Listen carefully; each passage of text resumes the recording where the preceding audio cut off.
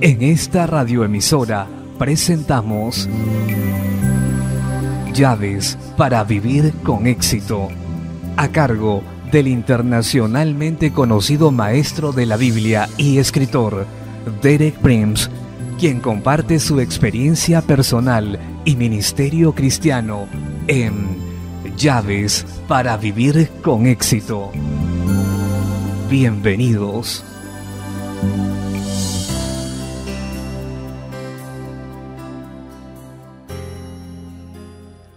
Llaves para vivir con éxito presenta el Ministerio de la Intercesión, cuarta parte. Me alegro de estar nuevamente con usted para compartir las verdades que la vida me ha enseñado, verdades que han hecho la diferencia entre el éxito y el fracaso de mi vida, y que pueden hacer lo mismo en la suya. Esta semana estoy compartiendo sobre la llave de Dios para resolver lo irresoluble, el Ministerio de la Intercesión. En mis charlas previas de esta semana he tomado ejemplos de este ministerio de intercesión de tres grandes siervos de Dios, Abraham, Moisés y Daniel. Ciertas características están surgiendo de nuestros ejemplos que distinguen a los hombres y a las mujeres que han dominado este arte de la intercesión. Mencionaré algunos. Primero, intimidad con Dios. Segundo, denuedo para acercarse a Dios. Tercero, convicción de la absoluta justicia de Dios, tanto positiva como negativa, que Dios guardará a los justos y rectos, pero juzgará a los impíos. Cuarto, preocupación por la gloria de Dios y por el contrario, una despreocupación por los intereses y ambiciones personales. Quinto, una dedicación a las tareas, aun cuando nos cueste la vida, aun cuando signifique ser arrojado a los leones. Sexto, disposición para identificarse con aquellos por los que intercede. Ese tipo de oración no es como los del fariseo. Ese tipo de oración no es como la del fariseo que dijo, Señor, gracias que no soy como los demás hombres. Ese tipo de oración se identifica con aquellos por los que se ora. Decimos, hemos pecado y no ellos han pecado. Nuestro cuarto ejemplo del ministerio de intercesión será la historia de la reina Esther. El acontecimiento que vamos a estudiar está tomado del cuarto capítulo del libro de Esther. Pero primero necesitamos proporcionar los antecedentes históricos. Esther era una hermosa judía que vivía en el imperio pérsico en el tiempo del exilio del pueblo judío. Era huérfana y la había criado su tío Mardoqueo. Mardoqueo era un oficial importante en la corte del emperador.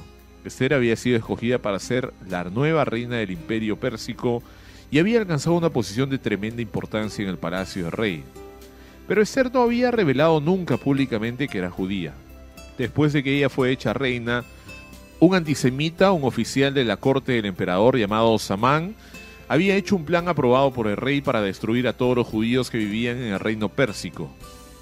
Su plan era nada menos que un completo genocidio, la destrucción de todo el pueblo judío, y probablemente todos los judíos en el mundo estaban viviendo en los límites del imperio pérsico en ese tiempo. Así que era una situación desesperada. Cuando prosperó este decreto, Mardoqueo le envió un mensaje a Esther diciéndole que era su responsabilidad persuadir al rey para que cambiara de opinión acerca del decreto. Esther contestó con otro mensaje diciendo que no había tenido contacto con el rey por algún tiempo. Entonces Mardoqueo mandó a decir que fuera sin ser llamada para que intercediera a favor de su pueblo, y eso es lo que ella contesta en Esther 4, versos del 11 al 17. Todos los siervos del rey y el pueblo de las provincias del rey saben que cualquier hombre o mujer que entra en el patio interior para ver al rey sin ser llamado, una sola ley hay respecto a él: ha de morir, salvo aquel a quien el rey extendiere el cetro de oro, el cual vivirá. Y yo no he sido llamada para ver al rey estos 30 días. Y dijeron a Mardoqueo las palabras de Esther. Entonces dijo Mardoqueo que respondiesen a Esther: no pienses que absolutamente en ese tiempo respiro y liberación vendrá de alguna otra parte para los judíos. Mas tú y la casa de tu padre pereceréis. Y quién sabe si para esta hora has llegado al reino. Ve y reúne a todos los judíos que se hallan en Susa y ayunad por mí. Y no comáis y bebáis en 3 días, noche y día. Yo también con mis doncellas ayunaré igualmente. Y entonces entraré a ver al rey, aunque no sea conforme a la ley.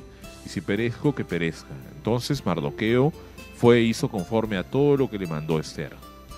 Nuevamente aquí hay un cuadro de un intercesor. Note el compromiso: si perezco, que perezca, que viva o muera. Ese no es el asunto más importante. Lo importante es que se haga lo que pueda a favor de mi pueblo. Note lo que Mardoqueo dice. Y quién sabe si para esta hora has llegado a rey. Esto se aplica a nosotros como cristianos. Somos un reino de sacerdotes. Hemos llegado a una posición real. No podemos ignorar nuestras responsabilidades y ser indiferentes, así como no lo fue Esther. Debemos ser como Daniel y como Esther. Debemos estar dispuestos a identificarnos con el resto del pueblo de Dios. No podemos escondernos en un palacio y decir, esta crisis no me involucra a mí. Debemos ser como Daniel y como Esther, dispuestos a dar nuestra vida y arriesgarlo todo por el pueblo de Dios, a identificarnos con los propósitos de Dios y tomar la carga de oración. Y luego notemos que Esther, igual que Daniel, sabía que hay ocasiones en que solo la oración no es suficiente. Ella dijo, no solo debemos orar, sino que todos debemos ayunar por 3 días con sus noches, y después que hayamos orado y ayunado, entonces veré al rey.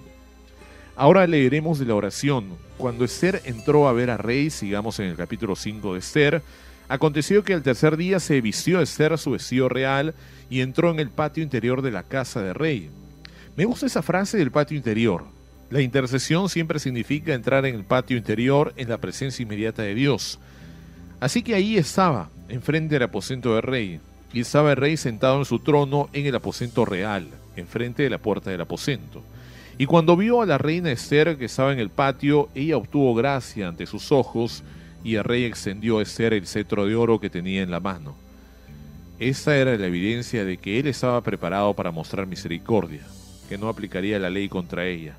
Entonces vino Esther y tocó la punta del cetro.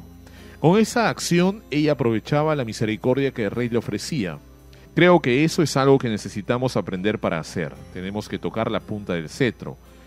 Continuó en el versículo 3. Dijo el rey, ¿qué tienes, reina Esther, y cuál es su petición? Hasta la mitad del reino se te hará. Ella lo había logrado.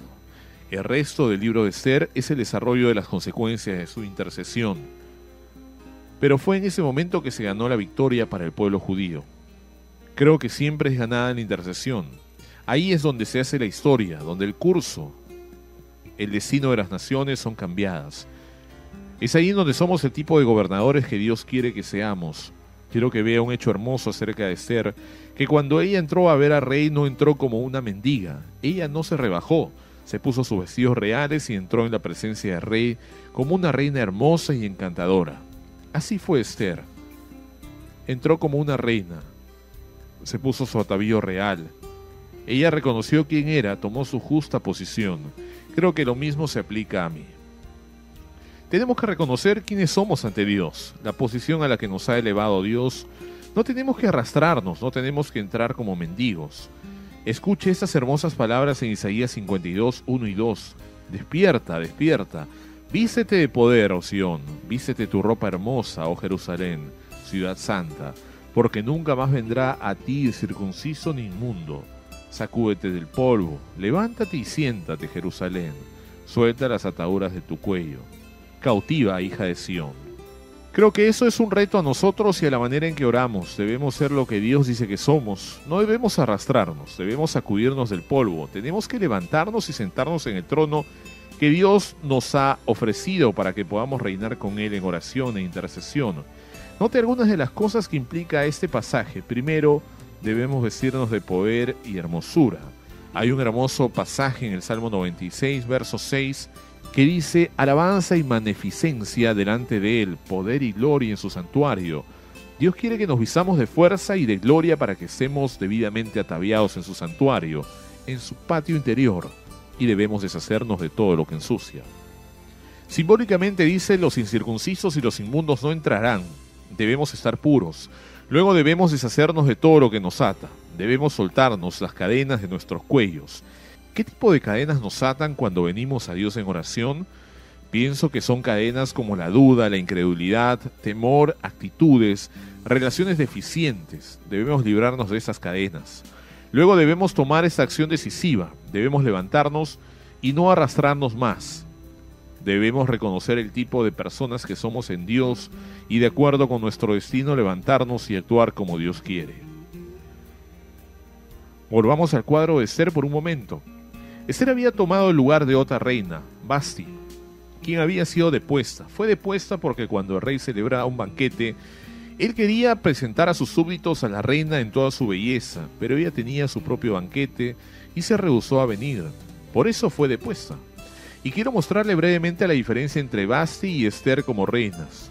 Lo diré así: Vasti puso sus propios planes y actividades antes que los deseos del rey, pero Esther puso los deseos del rey y las necesidades de su pueblo primero que su propia vida y sus deseos.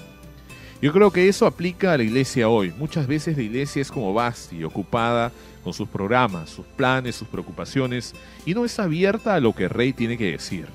Le pido a Dios que seamos una iglesia como la reina Esther, que pone la voluntad del rey y las necesidades del pueblo antes que nuestra propia vida, si es necesario. Note que la decisión de Esther cambió el curso de la historia, y recuerde que usted y yo podemos hacer lo mismo. Nuestro tiempo por hoy ha terminado. Regresaré mañana a la misma hora. Continuaré con el mismo tema y mostraré cómo podemos aplicar esto de manera práctica en nuestra